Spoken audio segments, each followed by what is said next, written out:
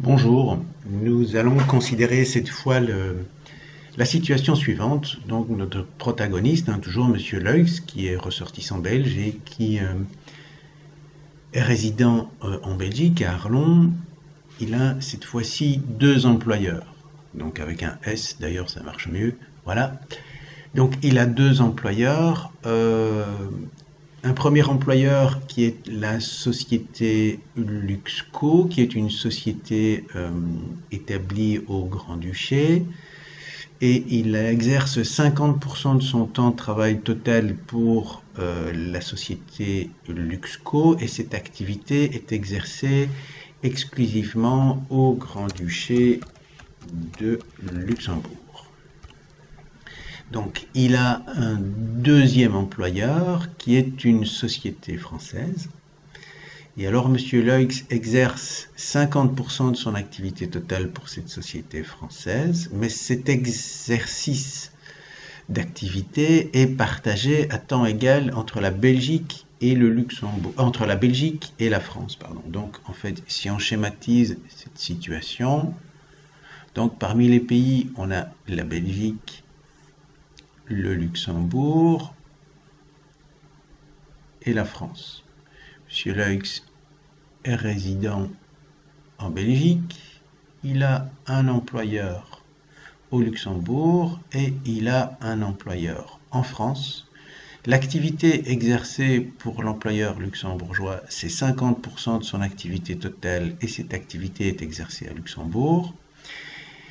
Les autres 50% de son activité sont exercées pour le compte de FCO, et là, cette activité est partagée à temps égal entre la Belgique et la France, donc ça veut dire qu'il va travailler 25% de son temps en France et 25% de son temps en Belgique.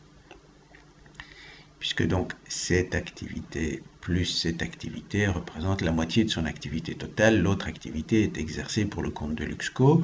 Si on cumule toutes ces différentes activités, en fait, il occupe un emploi, enfin, il parvient à retrouver un temps plein. La question est de savoir où il doit être affilié à la sécurité sociale. Et donc, pour ce faire, nous allons consulter le règlement européen. Donc, le règlement de base nous dit en son article 11 que les personnes auxquelles le présent règlement est applicable ne sont soumises à la législation que d'un seul État. Donc, il ne devra payer ses cotisations de sécurité sociale que dans un seul État. Pour déterminer ces États, il faut lire les dispositions qui suivent. Et donc, le point 2 ne nous concerne pas, et au point 3, on voit donc que sous réserve des articles 12 à 16, donc la personne qui exerce une activité salariée ou non salariée dans un État membre est soumise à la législation de cet État membre. Bon, il s'avère que M. Leux n'exerce pas son activité dans un seul État, mais dans plusieurs États, donc on trouvera la solution à notre question sous les articles 12 à 16, en tout cas dans l'un de ces articles. L'article 12 concerne un contexte de détachement. Ici, il ne s'agit pas d'un détachement, donc on ne va pas appliquer les dispositions de l'article 12. Nous allons à l'article 13. L'article 13 vise l'exercice d'une activité dans deux ou plusieurs États membres, donc ce qui semble être le contexte ici. Donc il semble que la situation colle avec cet article 13. Donc l'article 13 prévoit dans le point 1 ici, il prévoit une application, en tout cas il prévoit le contexte d'une personne qui exerce normalement une activité salariée dans deux ou plusieurs États membres, qui exerce normalement. Alors normalement, si on va consulter le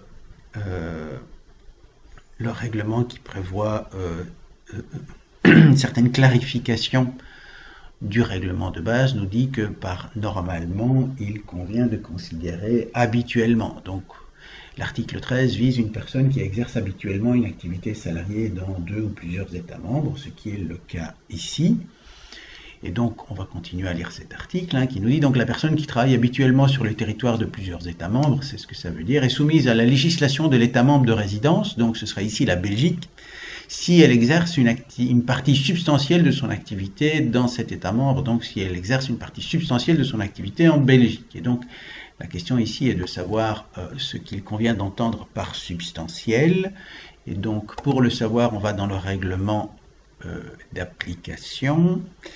Et la notion d'activité substantielle est définie à l'article 14 sous son point 8.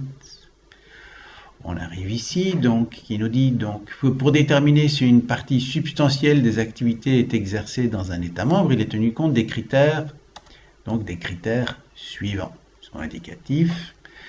Donc, pour une activité salariée, c'est le temps de travail et ou la rémunération. Donc, nous, on va supposer que son tarif horaire est le même partout, et donc son tarif horaire est le même pour la société luxembourgeoise et pour la société française.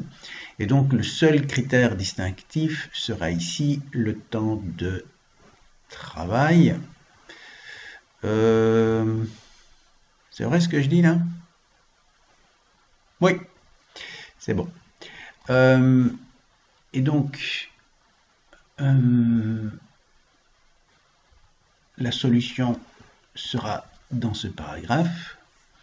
Donc, dans le cadre d'une évaluation globale, la réunion de moins de 25% des critères précités indiquera qu'une partie substantielle des activités n'est pas exercée dans l'État membre concerné.